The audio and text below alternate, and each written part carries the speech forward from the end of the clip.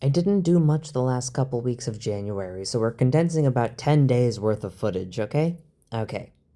On the afternoon of January 20th, it started to snow a little bit. I realized it wasn't picking up much on the camera, so I filmed my jacket as proof. And just a reminder, this was filmed before the massive snowstorm in the US. Everywhere you go is an adventure when you have no sense of direction. これは島根です. I'm pretty sure my pronunciation is still wrong. But I think I got this next one right. Yon? No. Okay, Honmachi. Yon Osaka Shi. No, Nishi. Osaka Nishi Honmachi. Osaka Nishi Honmachi. On the morning of Saturday the 24th, we went over to this park. I say we because it was a school-wide event. We all made paper kites at the school that morning, and then we all flew them around.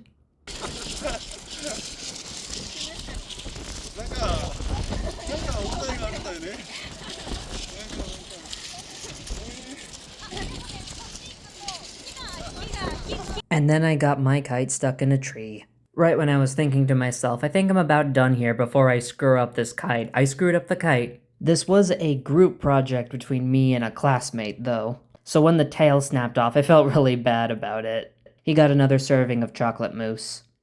Don't mind me. Just taking my horse for a walk.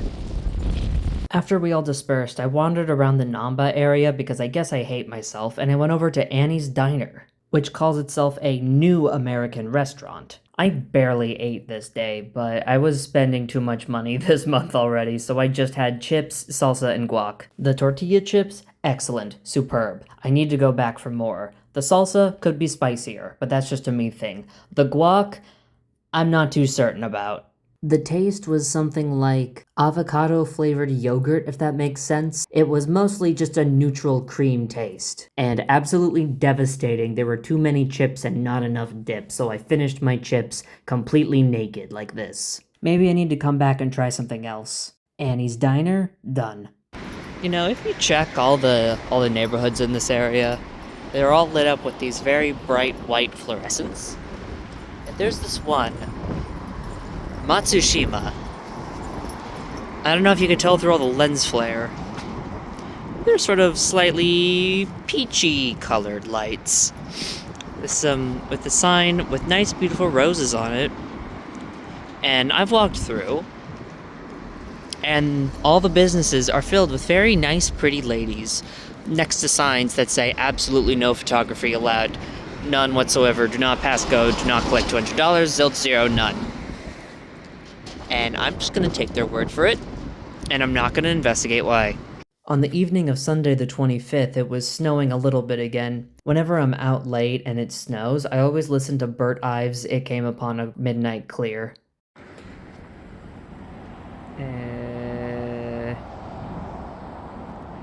46世線京都白川本 are hon.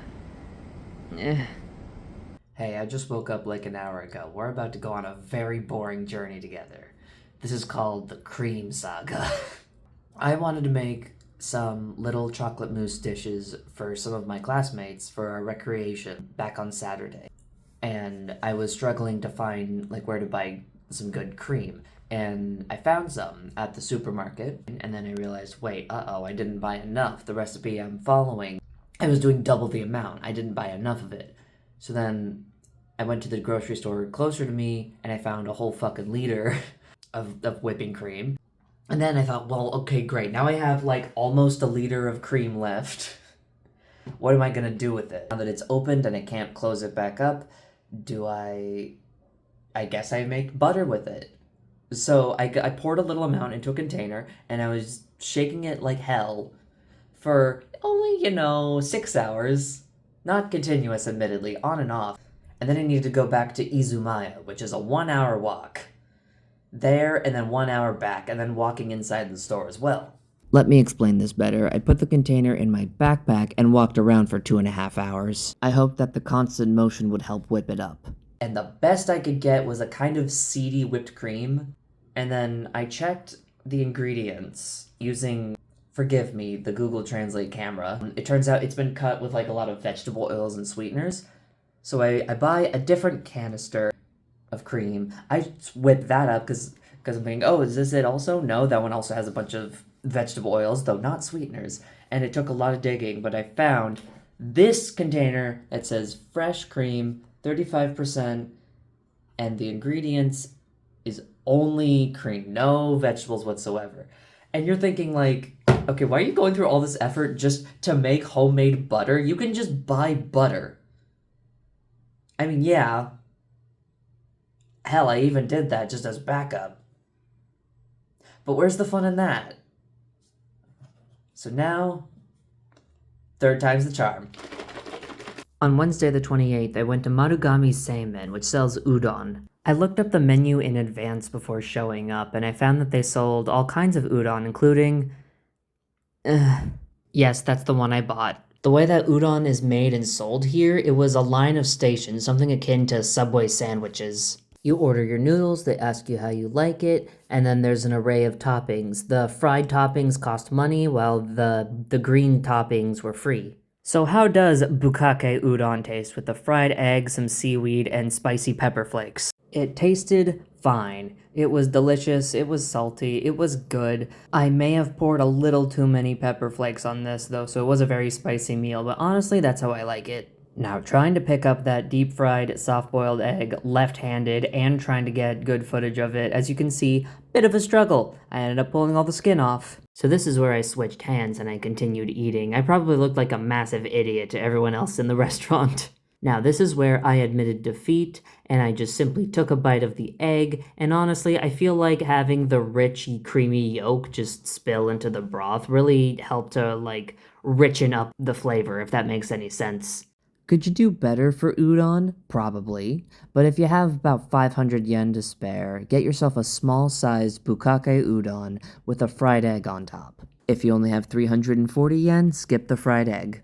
I'd say this is an excellent meal if you just need something cheap and warm in your stomach this cold winter season. I mean, have you seen the deteriorating quality and increasing prices at McDonald's? They don't even give you a punch ticket. I would say bringing this back to the United States, but I don't know if I trust us. Marugami Seimen, done.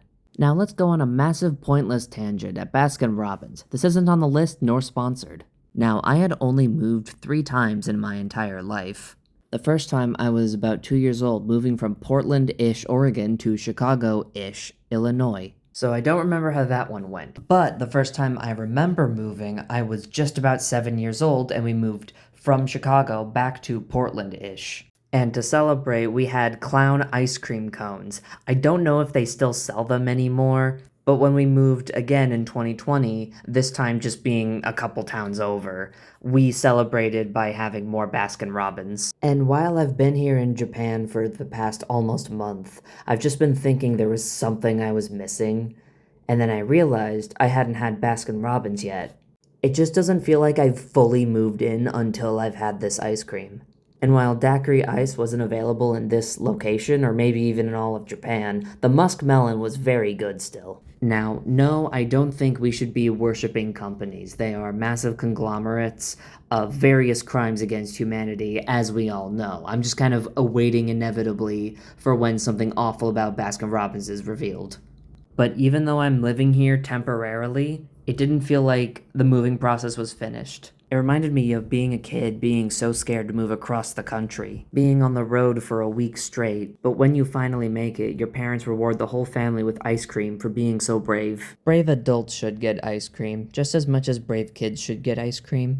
Okay, I don't know if this is like a recent thing or if this is something I missed, but I've noticed in the cafes I've found almost always, not always, but a lot of the time, they have a spaghetti section. Couldn't tell you why. Hello MTV, welcome to my crib. I think I finally figured out the missing ingredient to how to get decent butter out of shaking the cream a whole bunch. And the trick is, have a bad day. Shake all your stress out onto this thing. Because I think if you hear closely,